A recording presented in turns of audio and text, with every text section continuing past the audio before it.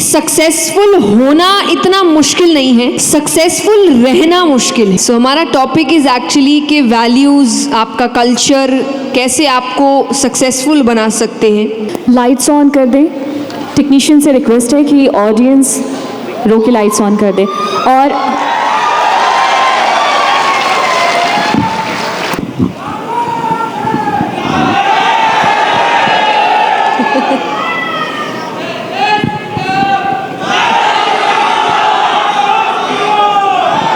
नमस्ते पटना, राधे राधे, जय श्री कृष्णा।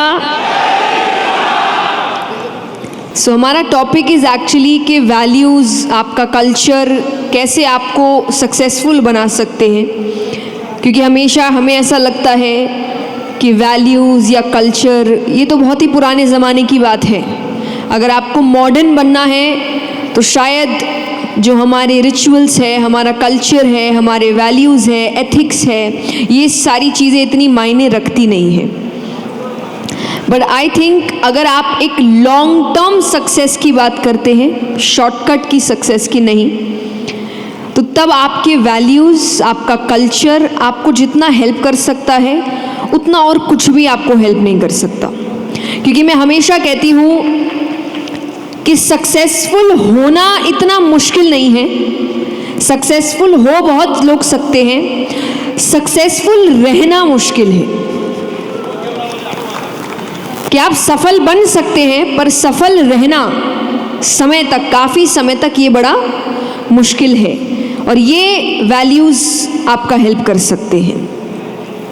क्योंकि जैसा कहा जाता है कि चोर अपनी परछाई से भी डरता है, तो ऐसे सक्सेस का क्या फ़ायदा कि वो मिलने के बाद भी आप डरे हुए हैं क्योंकि आपको वैल्यूज़ के साथ वो नहीं मिली है। तो सबसे पहले सक्सेसफुल होना होता क्या है, क्योंकि सबके अपने अपने मायने हैं कि सफल होने का मतलब क्या होता है।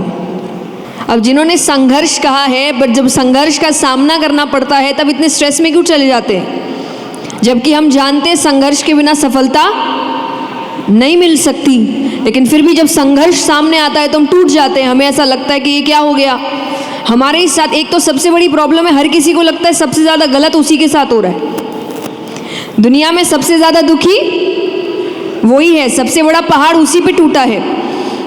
पर मैं हमेशा कहती हूँ कि जिस दिन प्रॉब्लम्स आए उस दिन एक बार ये समझ लेना कि आपके पास जो भी है वो किसी और की ज़िंदगी का सपना है, कि बस इतना मिल जाए मुझे जो आपके पास ऑलरेडी है। लेकिन हमारा ध्यान कभी भी हमारे पास जो है उस पर नहीं जाता। किस पर जाता है? हमारे पास जो नहीं है, या फिर ये भी जो दूसरे के पास। मैं हमेशा कहती हूँ कि एक बार एक कहानी मैंने पहले भी सुनाई है कि आज का इंसान सबसे ज़्यादा दुखी इसीलिए नहीं है कि उसके पास कम है, वो इसीलिए दुखी है कि पड़ोस वाले के पास ज़्यादा है। कि एक कहानी है, एक बार एक इंसान ने भगवान की तपस्या करी, तो भगवान आते हैं, भगवान ने उसको दर्शन दिए। भगवान ने कहा क्या वरदान चाहिए? बोले वरदान ऐसा दीजिए कि मैं जब जब जो जो मांगूं मुझे मिल जाए। तो भगवान कहते जनरली लोग एक बार का ही वरदान मांगते हैं, अब तुमने लाइफ टाइम मांग लिया तो इसके साइड इफ़ेक्ट्स भी कुछ होंगे। तो बोले कैसे साइड इफ़ेक्ट्स? बोले साइड इफ़ेक्ट्स है कि तुमको जो चाहिए वो तो तुमको मिलेगा, पर उसका डबल तुम्हारे पड़ोस वाले को मिलेगा। अब वो कहे कि मुझे क्या फ़र्क पड़ता है, पड़ोस वाले को मिले, उसके पड़ोस वाले को मिले, मुझे तो मेरे काम से मतलब है, मुझे जो चाहिए वो मिलना चाहिए। भगवान कहते वो तुम देखो, मैंने तुमको साइड इफ़ेक्ट बता दिया। बोले अरे हाँ मुझे चलेगा। अब उसको गाड़ी चाहिए थी, उसने भगवान से कहा कि मुझे ऐसी ऐसी गाड़ी चाहिए, उसको मिल गई, पर पड़ोस वाले को अच्छा नहीं लग रहा उसको। पर उसने कहा अरे कोई बात नहीं, मैंने तो भगवान से कहा ही था कि मुझे फ़र्क नहीं पड़ता।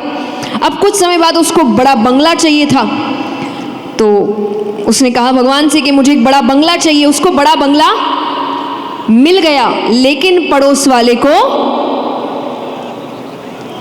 अब उसको बहुत बुरा लग रहा है। अब उसको ना अपनी गाड़ी दिख रही है, ना अपना बंगला दिख रहा है, उसको हर वक्त ये है कि उसके पास क्यों है।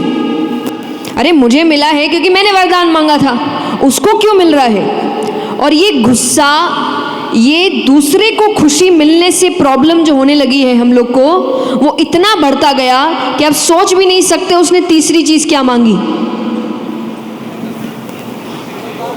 वो तीसरी चीज मांगता है कि भगवान करे मेरी एक आंख फूट जाए, पड़ोस वाले की। अब उसको खुशी हो रही है,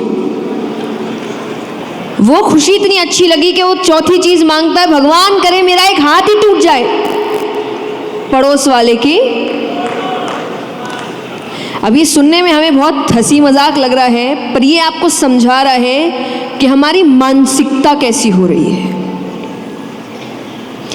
कि जब दूसरों के साथ अच्छा होता है तो हमें उसकी खुशी नहीं हो रही।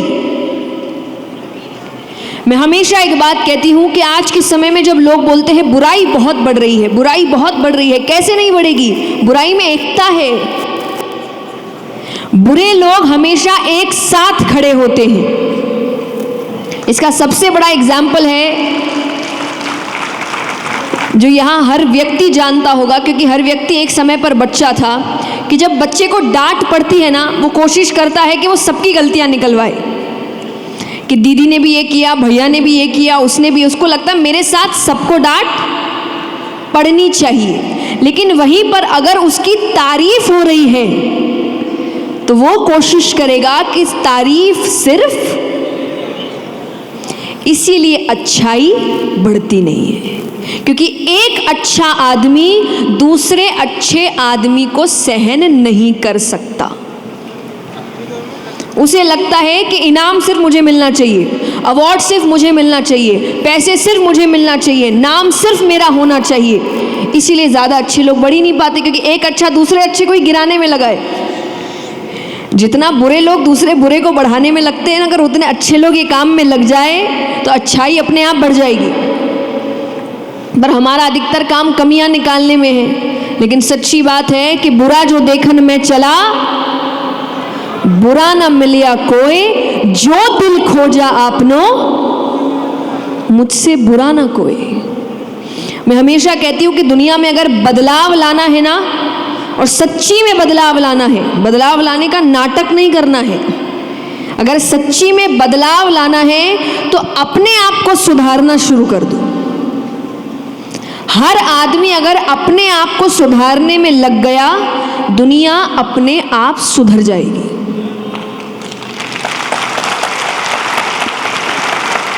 और बिना किसी नकारात्मकता के, क्योंकि कोई किसी की बुराई करने में लगा ही नहीं है, कोई किसी को नीचा दिखाने में लगा ही नहीं है, सब अपने आप को ठीक करने में लगे।